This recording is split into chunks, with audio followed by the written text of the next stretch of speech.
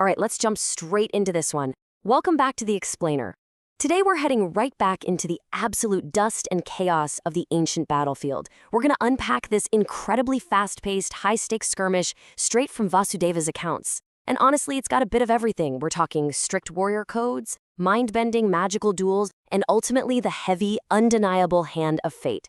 Buckle up, because the action in this text moves so fast, and the rules of engagement are just absolutely fascinating. But before we actually get into the clash of weapons, I want you to keep this central paradox in the back of your mind as we go through today's explainer. What happens when you win the battle, when you literally have your enemy dead to rights, but the gods step in and forbid the final blow? Like, how does a warrior even process that? Well, we are starting right in the thick of a massive conflict to answer exactly that question. So let's set the scene. Our hero in this specific encounter is Pradyumna, the mighty son of Rukmini. But things are not going well for him. He's been heavily wounded, completely knocked unconscious by this relentless barrage of arrows from his enemy, King Salwa. And because his warrior is out cold, Pradyumna's charioteer, who happens to be the son of the famous driver Daruka, makes a split-second call. He executes a sudden tactical withdrawal. Now, as you can probably guess, when Pradyumna finally wakes up, he is furious. He's a proud warrior, right? So being pulled from a fight like that is just a massive blow to his ego. But his charioteer? Completely unfazed. He remains remarkably calm and just lays out the harsh reality of their warrior code. He states, very clearly, the warrior on the car is, by all means, to be protected by his charioteer. And this gives us a fascinating look at the strict combat protocol for the Vrishni clan. This isn't cowardice at all, it's protocol. The driver isn't just a chauffeur, they're essentially a sacred bodyguard. The charioteer essentially reminds Pradyumna, look, you were practically dead on your feet, and the ultimate duty of a driver is to save the warrior's life so they can fight another day. And, well, fight another day they absolutely will. Or really another minute. With Pradyumna now fully awake, reassured, and definitely out for revenge, the charioteer aggressively whips the horses right back into the fray, completely penetrating Salva's celebrated military array. And the driver executes this dizzying, just beautiful series of maneuvers. We're talking flying in the air, weaving in circular motions, using similar and dissimilar patterns, and hitting these hard right and left flanks. The text even notes that the horses burned with so much energy it looked like they were moving without their feet ever even touching the ground. It's literally a masterclass in evasive, aggressive driving. Meanwhile, Salwa, the Lord of Sauba, is watching this whole display, and he is getting incredibly frustrated.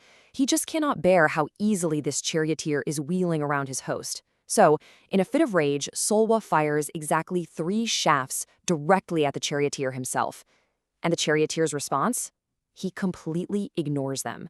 Literally, without taking any note of the force of 3 arrows striking him, he just continues steering his complex maneuvers to the right. Talk about absolute focus. He barely even registers the attack. It really just goes to show the incredible fearlessness required to drive a chariot in this era. And this right here is where it brilliantly illustrates how a physical skirmish can suddenly just explode into an all-out magical duel.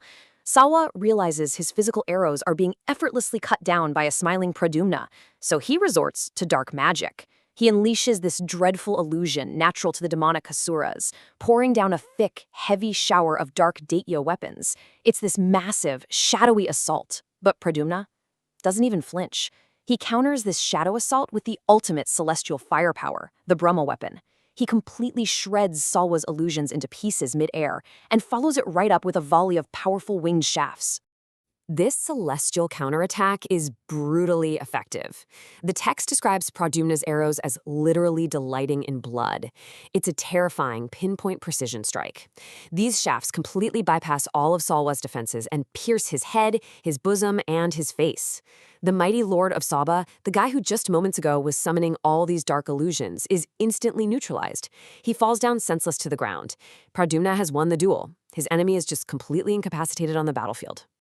So let's move right into the climax of this encounter, because Pradyumna is definitely not one to leave a job unfinished. Seeing the mean-minded Salwa fallen and afflicted, Pradyumna aims another arrow. But wait, not just any arrow. He draws a legendary weapon, one worshipped by his entire clan, the Dasaharyas. This thing is described as capable of destroying every single foe, flaming like fire, and as fatal as a venomous snake. He pulls this terrifying arrow back, fully intending to deliver the definitive, absolute finishing blow. But the very second that arrow touches the bowstring, the entire universe reacts. It's a rapid chain reaction of cosmic panic. First, the arrow's fixed. Instantly, the firmament, the heavens themselves, fill with these panicked cries of, "Oh," and "alas." The gods realize something terrible is about to happen. Immediately, the chief celestials, Indra and Kubera, scramble to dispatch messengers. Racing with the speed of the mind, the divine sage Narada and the wind god arrive right on the battlefield, appearing directly in front of Pradyumna. The universe itself is literally hitting the pause button on this fight. The wind god and Narada deliver a crucial mandate. They tell Pradyumna, "O hero, King Salwa is not to be slain by thee. Do thou draw back the arrow." They explain that, sure, there isn't a person alive who could survive that flaming weapon, but Salwa is unslayable by Pradyumna today. Why? Because of divine destiny. The Creator has already ordained that Salwa will meet his ultimate end at the hands of Krishna. That prophecy is already written, and it absolutely cannot be falsified, not even by a warrior as great as Pradyumna. It is the ultimate divine veto. Now put yourself in Pradyumna's shoes for a second. You've been knocked out, you've battled back against literal dark magic, you have your mortal enemy at your feet, and the final strike of glory is literally in your hands. How do you react when you're suddenly told no? Well, Pradyumna hears the divine mandate, withdraws his best arrow, and calmly deposits it right back into his quiver. But the absolute most important detail in the text is how he does it. He does it with a glad heart. Instead of arguing or, fighting for his own ego and glory, Pradyumna displays ultimate warrior discipline. He willingly submits to the cosmic order because he understands his place in the grand scheme of things. And what about our antagonist in all this? Spared entirely by divine intervention rather than his own skill, the defeated, wicked king slowly rises. He is deeply disheartened and just physically wrecked by Pradyumna's earlier arrows. So he cowardly mounts his flying car made of precious metals and scuds through the skies, retreating completely. I mean, sure, he technically survives the encounter, yes, but he leaves the battlefield utterly crushed in spirit. He's running from a fight he decisively lost. Which brings us to the end of our explainer, and right back to that paradox we started with. We see Pradyumna secure a physical victory, only to have the ultimate kill denied because the script was already written by the creator. It really leaves us to ponder, if the final outcomes of a war, or, hey, perhaps even the major events in our own lives, are already preordained by fate, then what's the point of the struggle? Well, perhaps, as Pradyumna so brilliantly illustrates by putting his arrow away with a glad heart, the true test of a warrior isn't about claiming the final glory. It's about how fiercely, honorably, and skillfully you play your assigned part in the unfolding story. Thank you so much for joining me to explore this incredible ancient account, and I'll leave you to think on that.